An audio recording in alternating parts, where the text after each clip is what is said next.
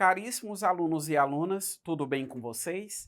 A partir deste momento, eu me direciono principalmente a todos os alunos matriculados na segunda série do ensino médio. Obviamente, não impede que outros alunos de outras séries possam estar acompanhando esta videoaula do seu componente curricular Sociologia, que começa a partir de agora.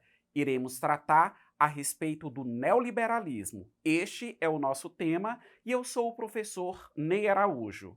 Você já ouviu falar nesse termo, nessa palavra, neoliberalismo? Você sabe o que o neoliberalismo significa? Você sabe, por exemplo, o que o pensamento liberal, a prática, aliás, do neoliberalismo pode impactar na sua, na minha, na nossa vida cotidiana? Então, bastante atenção, porque no decorrer da explicação eu estarei apresentando todas as respostas para essas indagações que eu acabei de dizer a todos vocês.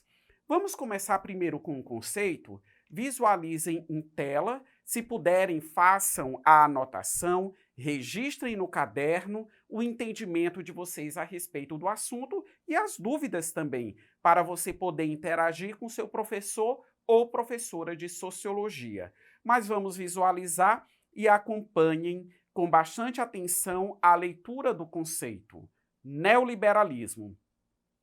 Forma moderna do liberalismo que permite uma intervenção limitada do Estado no plano jurídico e econômico. Então percebam, neoliberalismo. O conceito diz o seguinte: forma moderna do liberalismo. Então percebam, existe uma forma anterior, liberalismo, advindo da palavra liberdade, dos ideais revolucionários que se deram lá no passado, quando o atual modo de produção capitalista estava em processo de ascensão. O seu desenvolvimento, a sua ascensão para a sua consolidação. Então, no passado, nós tínhamos essa vertente do liberalismo clássico. Hoje, nós vivemos um novo liberalismo. Por isso, a expressão neoliberalismo, né? Esse prefixo neo, ele significa justamente o quê? Novo. Mas, entre o liberalismo clássico e o neoliberalismo, uma essência, ela acaba sendo mantida. Ela acabou sendo, digamos assim, preservada. E o que é que foi preservado do liberalismo para o neoliberalismo? A mínima intervenção do Estado. Ou seja, se lá no passado a classe burguesa que estava em ascensão almejava a mínima intervenção do Estado, na atualidade, no atual momento neoliberal, isso também não é diferente. Tá, professor? O senhor está falando de mínima intervenção, de que o Estado ele não pode interferir. Mas o Estado ele não pode interferir em quê? A atuação do Estado, como muito bem colocado no conceito agora há pouco apresentado a todos vocês, mencionava uma limitação dessa instituição social. Quanto a quê? Justamente quanto ao aspecto econômico. Nós temos que compreender que o modo de produção capitalista ele está alicerçado na produção do capital, no lucro, a questão da riqueza mesmo, fazer com que o dinheiro ele se multiplique.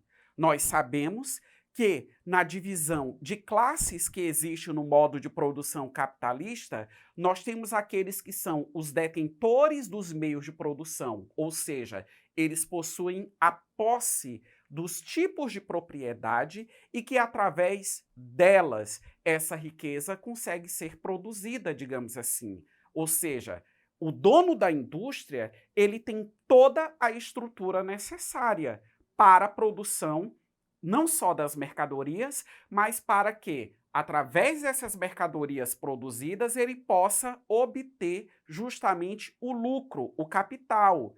Completamente diferente da situação do proletariado, do trabalhador assalariado, que, como meio de produção, possui apenas a sua capacidade em trabalhar em algum tipo de atividade em troca de um salário. Percebam, salário é uma coisa, lucro é algo totalmente diferente. A única coisa que tem em comum é que, quando eu falo de salário, eu estou falando de dinheiro, e quando eu falo de lucro, eu também estou falando de dinheiro. Mas, no que diz respeito ao quantitativo, ao valor, existe um abismo muito grande entre salário e entre lucro. Então, como isso é uma essência no modo de produção capitalista, os liberais do passado e os neoliberais da atualidade, o que é que eles visam? O mínimo de intervenção possível do Estado no que diz respeito às questões econômicas. O Estado ele tem que ser operado pelo mercado. O Estado, nesse sentido, ele tem que aparecer como um mero regulador justamente das relações econômicas existentes na sociedade. O Estado ele não pode ser aquele que define as condições econômicas que existem em um determinado contexto. Para nós entendermos ainda mais, acompanhe agora alguns apontamentos a respeito dos princípios do neoliberalismo. Vamos lá? Mínima participação estatal nos rumos da economia de um país. Observação essa que agora há pouco eu expliquei a todos vocês. 2. Pouca intervenção do governo no mercado de trabalho. Percebam, não é só a possibilidade de se produzir a riqueza, também é necessário interferir nas condições do trabalhador. É claro que essas intervenções, segundo os críticos, visam beneficiar cada vez mais o empregador em prejuízo do simples trabalhador. 3. Política de privatização de empresas estatais. Isso é um princípio muito comum dentro da política neoliberal. Empresas do Estado, ou seja, empresas públicas, elas passam a ser empresas privatizadas. Livre circulação de capitais internacionais e ênfase na globalização. Abertura da economia para a entrada de multinacionais, ou seja, é necessário ampliar os mercados. Adoção de medidas contra o protecionismo econômico. Desburocratização do Estado. Leis e regras econômicas mais simplificadas para facilitar o funcionamento das atividades econômicas. Então, percebam, tudo passa pela questão da economia, como os próprios liberais do passado e os neoliberais da atualidade. A questão da liberdade econômica acaba sendo ressaltada. O princípio da livre iniciativa acaba tornando-se um direito e um incentivo a todos nós. Uma outra informação relevante que nós precisamos aprender, visualize em tela, eu tenho aí a ponderação no que diz respeito a dois tipos de Estado. De um lado, nós temos o Estado neoliberal, que é bem a situação que nós vivemos na atualidade, ou seja, o sucesso do indivíduo depende unicamente dele, através do trabalho, através da dedicação, através do esforço, para ele poder obter os meios necessários para que ele possa ter a ascensão preferencialmente econômica, conforme preconizado nas ideologias burguesas. Só que esse Estado neoliberal, ele se opõe, ele é uma visão contraditória do estado de bem-estar social. E dentro dessa visão neoliberal, existe, digamos assim, toda uma crítica em relação a medidas, em relação a políticas públicas que visam a questão do bem-estar social. O que é que vem a ser essa questão do bem-estar social?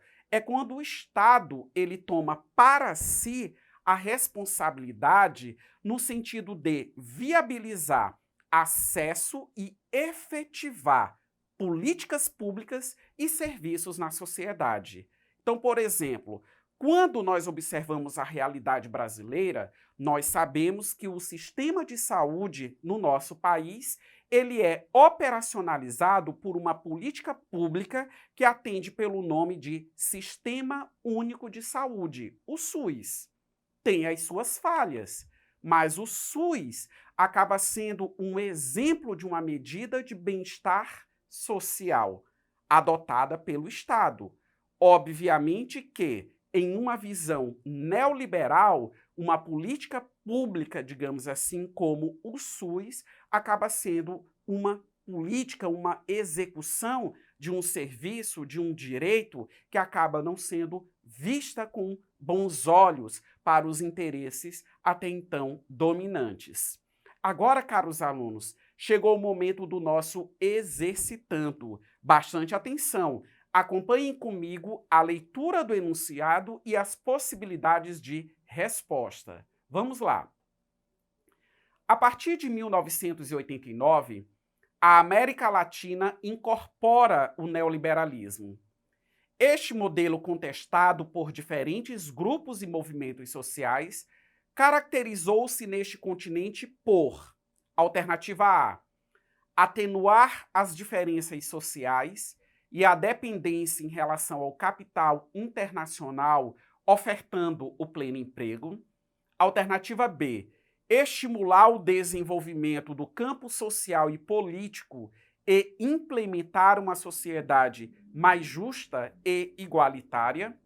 Alternativa C, diminuir o poder da iniciativa privada transnacional mediante a intervenção do Estado a favor da burguesia nacional. E a alternativa D, instaurar um conjunto de ideias políticas e econômicas capitalistas que defendeu a diminuição da ingerência do Estado na economia. É claro que esses interesses neoliberais, caros alunos, eles não são plenamente aceitos. A parcela da sociedade que é desfavorecida em relação a esses interesses tende justamente a resistir e se organizam através dos distintos movimentos sociais que começam a questionar as condições econômicas até então vigentes, principalmente aquelas que desvalorizam o trabalhador e que também precarizam as condições de trabalho do trabalhador, acentuando ainda mais a sua condição de exploração pelo trabalho. Diante disso, a resposta correta, visualizem, está expressa na alternativa D, instaurar um conjunto de ideias políticas e econômicas capitalistas que defendeu a diminuição da ingerência do Estado na economia, ou seja, esses movimentos sociais, eles acabaram agindo no sentido de exigir que o Estado tem que interferir maximamente na economia. Neoliberalismo foi o tema da nossa videoaula. Acesse a plataforma eduque.ac. Até a próxima!